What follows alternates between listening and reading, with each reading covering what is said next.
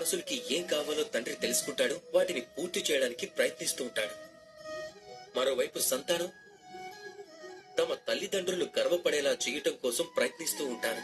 కానీ ఈ బంధం ఒక స్థాయి వరకు వచ్చి విడిపోతుంది.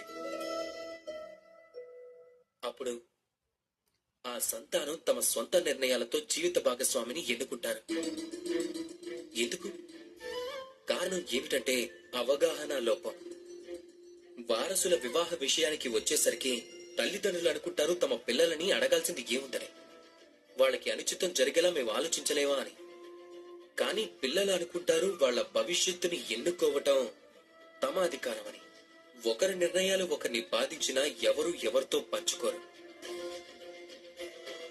చేయాల్సింది ఒకటే, తల్లిదండ్రులు పిల్లలపైన స్నేహభావంతో వాళ్ళ కోరిక ఏమిటో అర్థం చేసుకోవాలి. అలాగే పిల్లలు కూడా అదే విశ్వాసంతో తల్లిదండ్రుల యొక్క విశ్వాసాన్ని నమ్మాలి.